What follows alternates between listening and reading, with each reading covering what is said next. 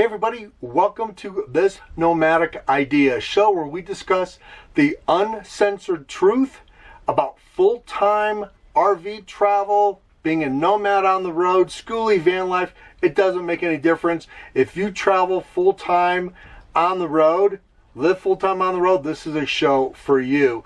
We are Scot and Ariane from This Nomadic Idea.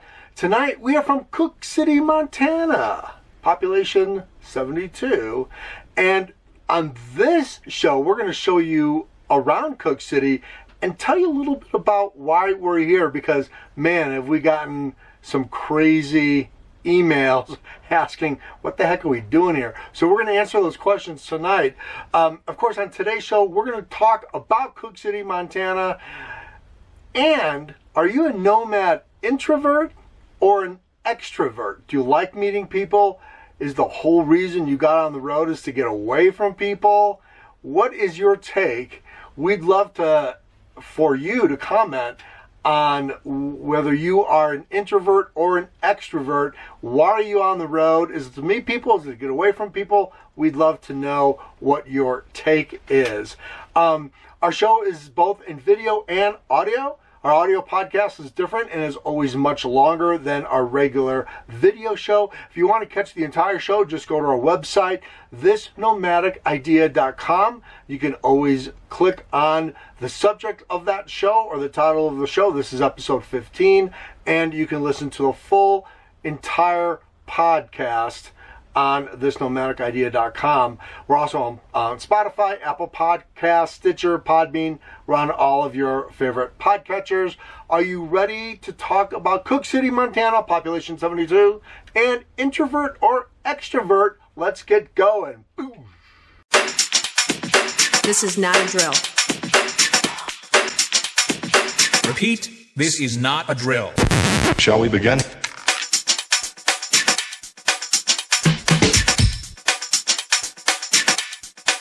Let's begin. Shall we begin? Okay, so we gotta talk about this. So we've gotten some emails and we've gotten some messages on Facebook and in our group. What the heck are you doing in Cooke City, Montana? What is there to do, and why would we ever go there? Well, we're gonna answer those questions. And one of the things I will tell you first, and we're gonna get this out of the way before we talk about the introvert and the extrovert, is that Cooke City, Montana is kind of a cool place to set up a base camp. And that is really why we are here. So Cooke City, Montana is a mountain town in the middle of a national forest. That's in the Gallatin Custer National Forest, up right on the border of Wyoming and Montana, southern Montana, northern Wyoming. And it is really in between the border of North Yellowstone and the northeast entrance of Yellowstone. The only way to get to Cooke City, Montana is from Billings, and you've got to go up and over the Beartooth Highway, which isn't recommended for any RV or any kind of length over 40 feet, or the Chief Joseph Expressway that comes out of Cody. That also is not recommended for anything over 40 feet, and in my opinion, has a much longer, steeper grade than the Beartooth Highway does, but it's shorter than the Beartooth Highway, so pick your poison. If you are a long hauler, or you are driving a diesel pusher, or you've got a big long fifth wheel, I'd probably do my homework on either of those expressways to get into, or highways to get into Cooke City. The other way to get into Cooke City is through Yellowstone National Park. And driving to Cooke City. Now, when you get to Cooke City, you're going to have to turn around and go back into the national park, or skedaddle on the Beartooth Highway or the Chief Joseph Highway. That is up to you. I would have serious doubts about towing anything very large on the Beartooth or the Chief Joseph. But again, you know, you are going to RV the way you are going to RV, right? So, but do your homework. It's a beautiful, beautiful highway. So Cooke City does have some amenities. You can walk through the entire town in about 10 minutes. It doesn't take long. They do have their own softball team. They do have their own school. Currently, there are 6 students going to school in the Cooke City school. 6. And I believe that is upper grade school. I don't believe it is a young grade school. I may be wrong, but I think it starts at 8th grade. I think it does. But they do have lodging. They have a Super 8. They have lots of cabins that you can rent. They have different types of motels. They have a very, very tiny, tiny campground here. It's really better to stay at one of the National Forest campgrounds before you get into Cooke City. There is a National Forest campground, which is only a mile from Cooke City into the National Forest, and that's coming down the Beartooth Highway, and that's like $10 a night. So it's very reasonable and very nice, by the way. The other thing about Cooke City is that they have 2 gas stations that you can fill up on. They have 2 local bars here. One is Miners, which tends to be a little bit better for a bar. They serve pizza, burgers, things like that. It is cash only. They have another bar restaurant that is here. They have a United States Post Office that is here. They have everything is a bear tooth, bear claw. Everything starts with a bear. And yes, you will see wildlife in Cooke City, for sure. We've had up to 20 buffalo walk right through next to our Airstream and literally take over the middle of the street in Cooke City. So you will see wildlife. We've seen a fox. We've seen a black bear not that far away from here. So yes, there's definitely wildlife in Cooke City.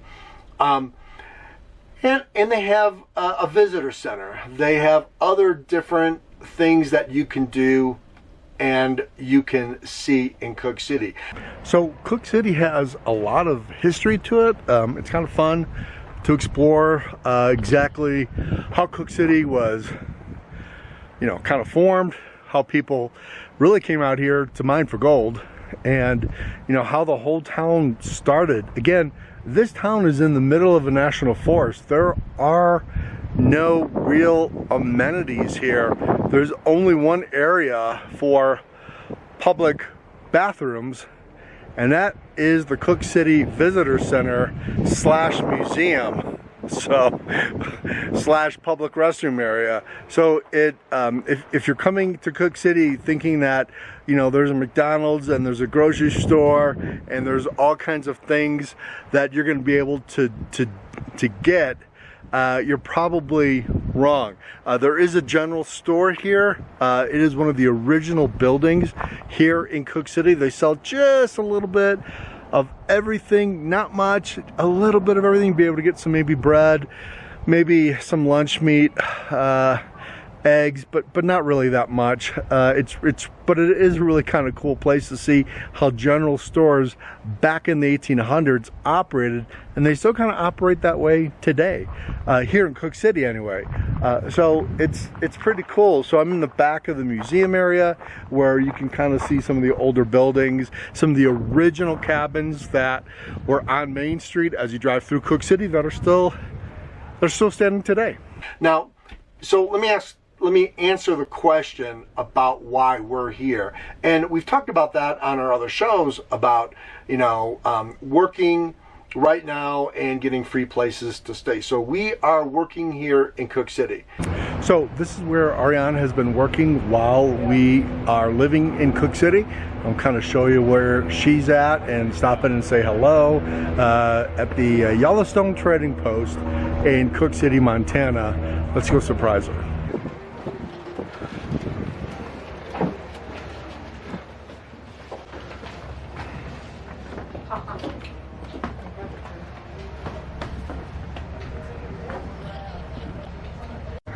Well, hello Oh there. my God. Well, hi, sir. How are you? We are good. How are you? I'm merchandising lollipops. Let me help these customers. How are you guys? Good. You don't have any shorts, men's shorts. No, we don't. No. I'm not sure you're gonna find them in this town, though. Okay. Yeah. Which way are you headed? Is the park? Yeah. Since then, we've really gotten to know the locals pretty well. Again, I'm probably playing softball every Monday night from now on until the end of September. And we've gotten to know some really nice people here. And Ariane is working for the Yellowstone Trading Post, and I am going to be working, kind of helping out a construction guy, doing his thing, and helping him out during the day. And it pays very, very well. So, you can make money here if you want to stay and do summer work here in Cooke City. Now, the beautiful thing about being here is that you're 4 miles from the northeast entrance of Yellowstone. So why is that important? And so to answer everybody's question about like, why are you here? Why would I go? What's there to do? How come you guys just don't keep going? It's this, is that we get to explore Yellowstone in a whole different way. We can keep our Airstream here in Cooke City, and we can just go through the northeast entrance anytime we want to with a National Park Pass. And Lamar Valley is right there. It's about 10, maybe 15 miles away as the crow flies. And that's where all the wildlife is. That's where, all the bison and the wolves and just it's such a beautiful, beautiful area of Yellowstone. And quite frankly, it's, other than the south end where the geysers are and Old Faithful, it's really one of the highlights of Yellowstone. In fact, a lot of the documentaries you see of Yellowstone are made in Lamar Valley, and that's right down the road. So my question back to everyone who's asking, well, why would you be there? There's only 72 people. What would we do?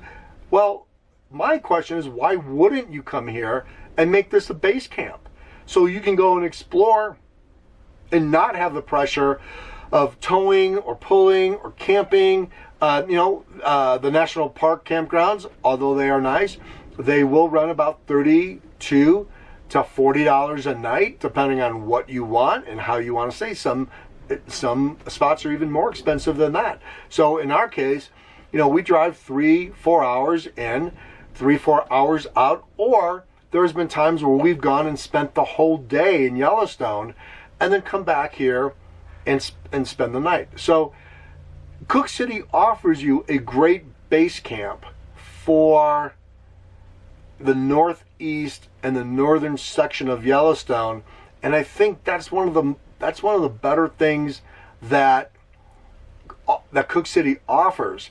You can get mail delivered here. You can have a pretty good dinner. Again, you can have a pretty good lodging experience. You're probably going to see some wildlife if you're here at the right time. I guess the only downside to Cooke City is that because it does come right off the Beartooth Highway and the Chief Joseph, which is I think some of the most scenic, more beautiful highways in the country that I've experienced and that Ariana has experienced.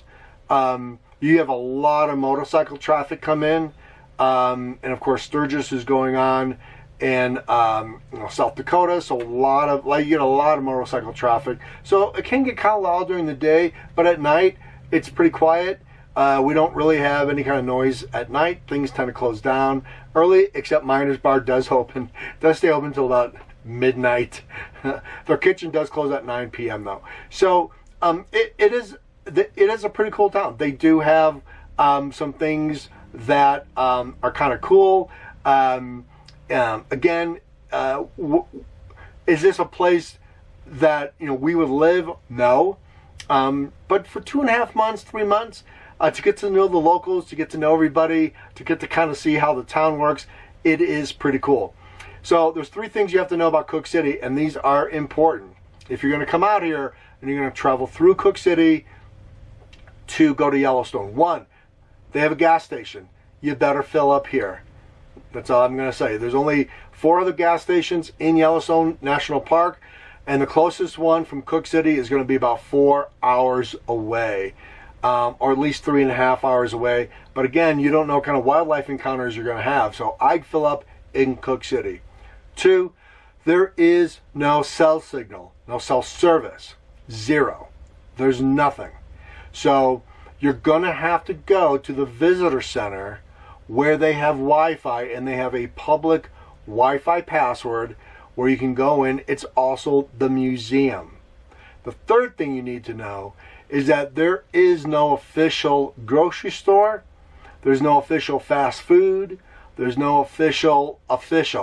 So your public restrooms are going to be at the visitor center. You're not going to be able to get a fast In-N-Out burger. You're going to have to go to a restaurant and sit down.